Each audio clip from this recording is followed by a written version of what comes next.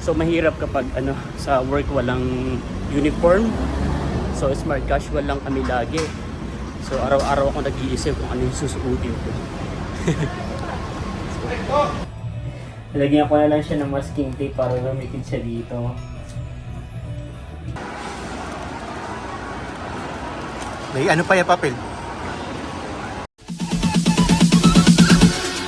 Bounce.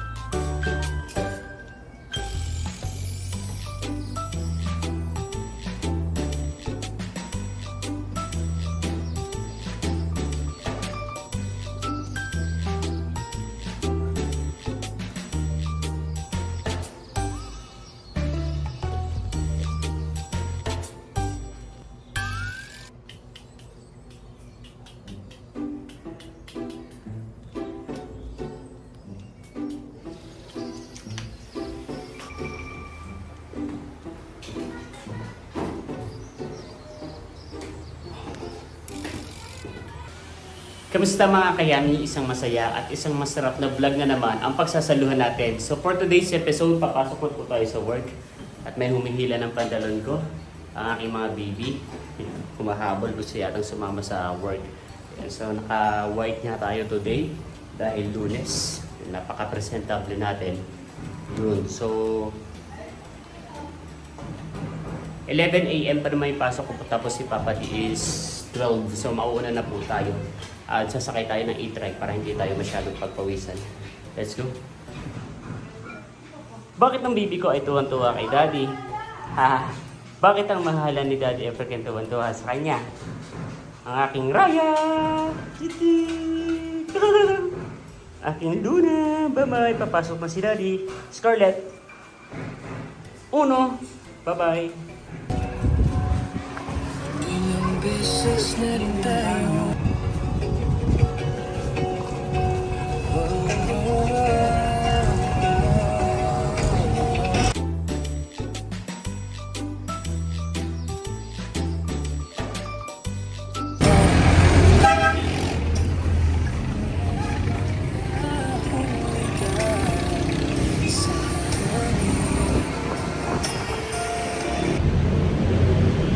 Time check, 10:35. So nandito na tayo ngayon sa Robinsons Town Mall, Malabon. Yeah. So ito pong suot ko na long sleeve, ito yung sinuot ko nung kasal ni na bunso. Kaya medyo malinis pang tingnan. So sharing lang. So aside sa pag-iisip natin araw-araw kung ano yung uulamin natin, isa sa araw-araw na iniisip ko rin pagpapasok sa work kung ano yung susuotin. Kasi halos paulit-ulit na nga lang po yung sinusuot natin. So mahirap kapag sa work walang uniform. So smart casual lang kami lagi. So araw-araw ako nag-iisip kung ano yung susuotin ko.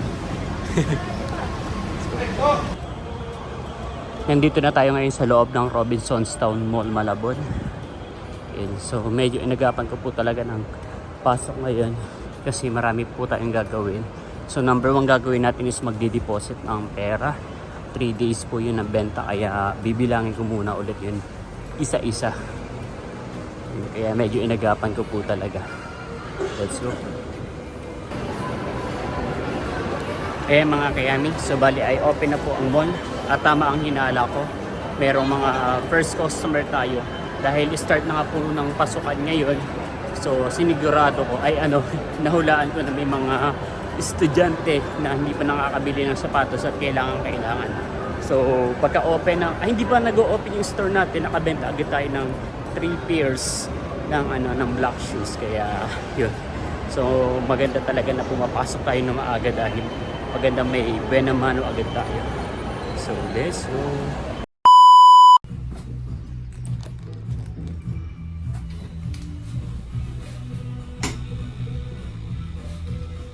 Nasa fitting room po tayo.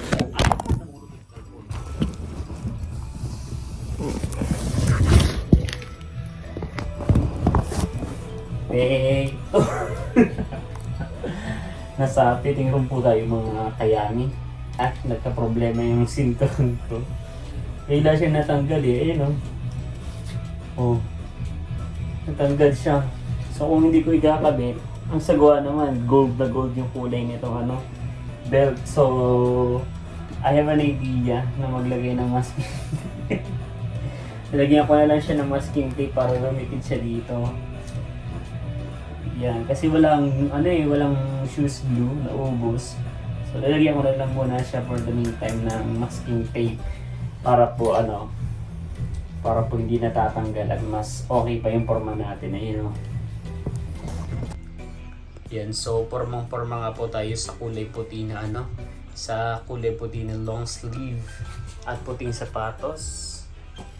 Yan, pero yung belt natin is local. Pangit kasi pag tinanggal kulay gold. So sana ay hindi matanggal at hindi mawala, kasi baka mamaya is lakad ako ng lakad tapos nawala na pala. Share lang. Mga kayami, so coffee break na po natin. Taakit po tayo ngayon sa taas. Dahil sabay po kami magkakape ni Papa D. So nandiyan na daw siya sa taas at hanapin ko na lang po.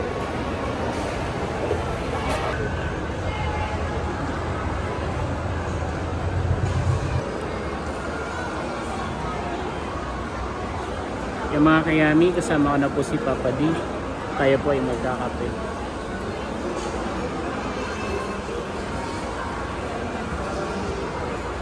So meron tayo dito isang turon, tsaka po dalawang siopaw.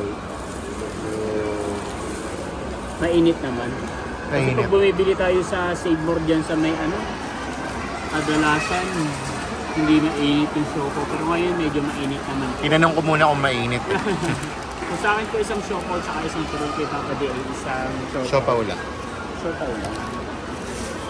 Yan. Patang sauce. Kapi po tayo mga kayami.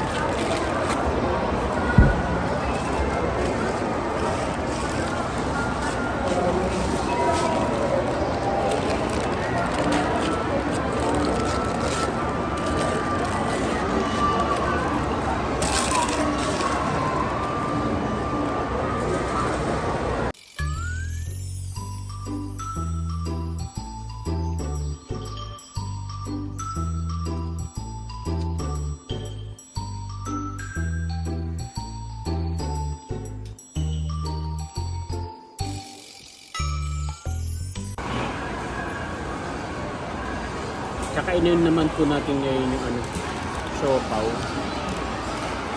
Ano lang siopaw, hindi tinipid sa hindi tinipid sa buns. Yung nila, yung sauce nila para yun sa buns, hindi dun sa may kasi sa sobrang kapal ng buns kailangan may malasahan ka, kaya yun yung ilalagay mo sa yung sauce yung ilalagay mo sa buns. May ano pa yung papel?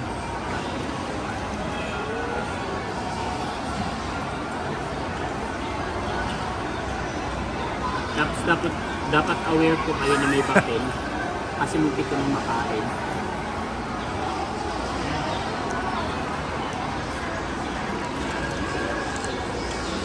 Masarap naman siya, kaya nga lang mas makapal talaga yung ano niya. Mas makapal yung buns, pero fluffy naman. Kamano naman siya. Pero malambot naman.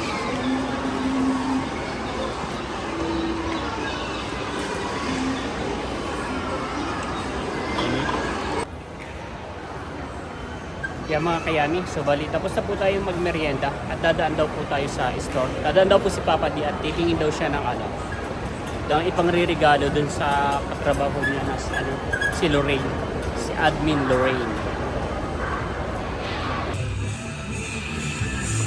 Tumitingin na po si Papa D, pero ayaw niya daw.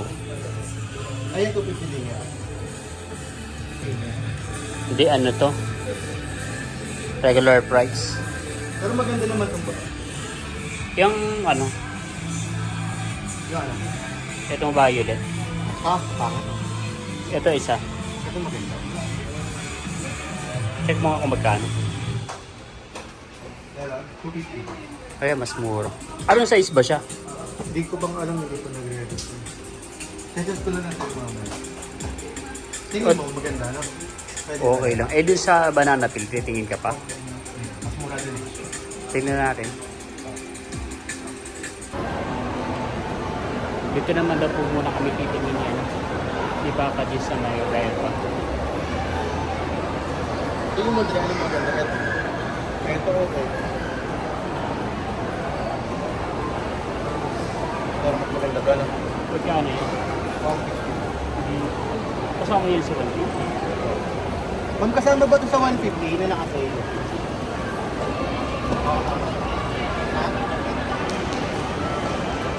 Hindi pa pala alam ni Papa D kung anong size ni Lorraine. So, chinat niya daw, hindi pa nagre-reply. Kaya, pumunta na lang muna siya sa, sa Roshan. Bumalik na lang po siya at tatanungin niya na lang ng personal. And then, mamaya tayo na lang po ang mag-purchase ng chinelas kapag may size pa na available. Mga kayami, bibili na po natin yung chinelas dito sa Reva. Sa World Balance kasi is, medyo mataas daw yung price. Kaya dito tayo sa tigwa 150 pesos. Ayan. So kahit ano naman yung ibigay, basta regalo ay sigurado magugustuhan naman po.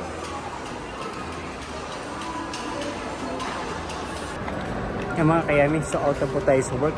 Kasama ko si Ian ulit. Ayan. So dala na natin yung chinelas at ito daw po ay ibibigay na ni Papa. So dadaan ako sa Roshan tapos aakyat ako sa third floor para hindi na siya bababa at aakyat ulit. Ako na lang ang aakyat. Yun, so bukas. Opening ka rin bukas mo? OC. So magkasama pala kami sa opening nito.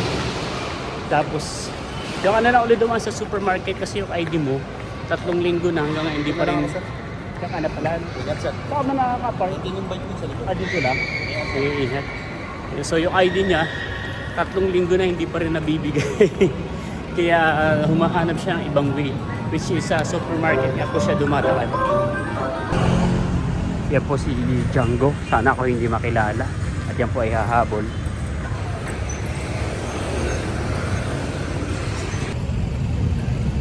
So mukhang nakilala na ako ni Django.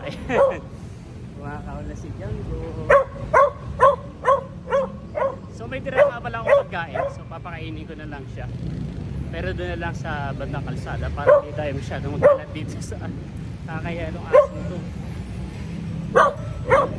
Yan mga kayami, binigay ko na lang po kay Papa D, hindi na ako umakit sa third floor at papakainin ko po si Django. Saan na si Django? Nawala. Umalis. Saan na yun? Django! Wala si Django. Uwi siguro.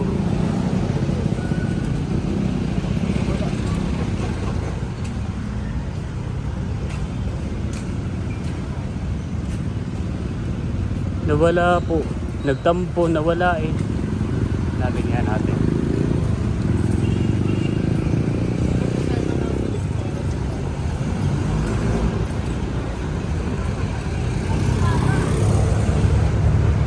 So wala na po siya. Tumawid po pala ng kalsada si si Django. Nakita namin nasa may tapat na siya ng Jollibee. So bibili po muna kami ng ulam kasi mas importante na meron tayong kakainin kaysa kay Django. So pagbalik natin at nandun po si Django ay papakainin ko nung tira kong pagkain. Konti lang naman to. So bibili po muna tayo ng manok. Ay sarado na yung bisdak. Sarado na po pala yung bisdak. So babalik na lang po tayo. Tumawid na kaya tayo? Pag-ibig na bili natin.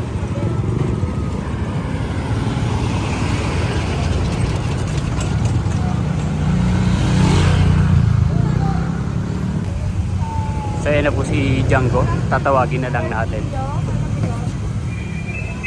Django! Sige rito! Django!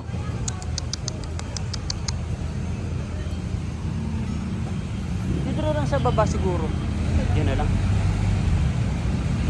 O ikaw nga magpakain.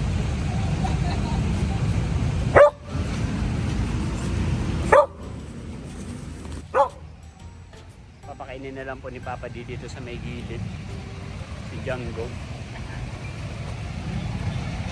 Ha! Kumakain na agad.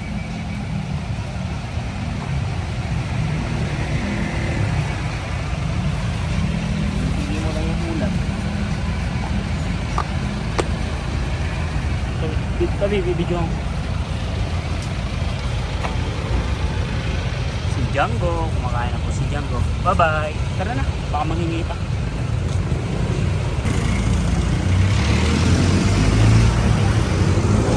Yan mga kayami. So bibili na lang po si Papa dito sa may Baliwag. Dito yung manok. Dahil sarado nga po dun sa medyo mura-mura ng konti. So medyo mahal na nga po dito sa Baliwag kasi 410. So 205 kapag kalahati.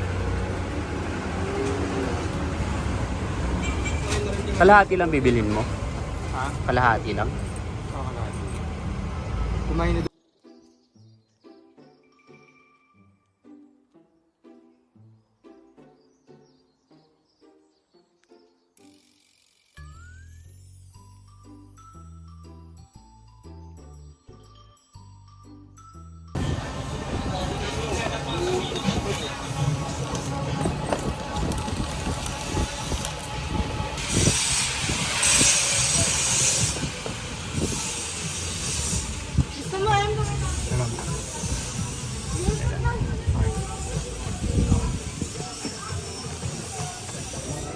Yan mga kayami. So sumakay na nga lang po kami hindi Papa din ng ng e-trike dahil sayang yung sapatos ko na kulay puti. Yan. Baka daw masyadong mabugbog kaya sumakay na lang po kami. A few moments later. Ay mga kayami, napakaliit naman ng manok. Yun na yun, 200 na yan. 205. Yes, so kakain na po tayo mga kayami. At yung ating mga baby naman po ay tapos nang kumain. Yan. Pero mayroon pong hindi kumain si Scarlett. Masama po ang pakiramdam. Mamaya ay susubuan po natin ng ng baliwag na karne.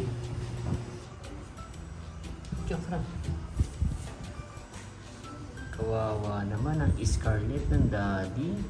Masama ang pakiramdam. Hindi mo na itatabi pang tulog ha. Dahil baka magdumi. Ikaw daw ay nagdudumi. Baka hindi mo mapigilan ha. Bukas na laang. So napakain naman po natin si Scarlett ng manok at kumain naman po kahit papaano. Yan. What the? Nakiki-extra naman ang aking baby. Ang aking Raya. So parang next week ay pwede ka na ulit ipag-groom sa Robinson. What? Napakalambing naman ng baby na iyan. Matamlay din ba yan? Ang baby ko na iyan. Tapos na tayong kumain mga kayami. At ngayon naman ay maliligo na tayo. Dahil ng oras na ba? So magti-12. Magti-12 na. Kaya tapos na rin man ako mag-edit ng video. Kaya magpapahinga na tayo mga kayami. Mapupupurot ang mahal ni Daddy. Kamukha ni Uno. Kaugali ni Uno. Ang aking Raya. Mana kay Uno. Mana kay Papa Uno. Iyan. yung mga kayami. So nakahiga na po tayo at tayo po ay matutulog na. So dito ko na po tatapusin ang vlog na to. Again, maraming salamat po sa lahat ng patuloy na nanonood at sumusuporta hindi naman sa akin channel kundi sa Boom TV. Hanggang sa muli, para sa isna naman masaya at masarap na vlog. Naririnig ko ang mga baby ay umiiyak sa baba, ay kumakahol. Baka may nakikita silang pusa sa labas, baka may nasisilip sila kaya nagagalit. Good night mga kayami.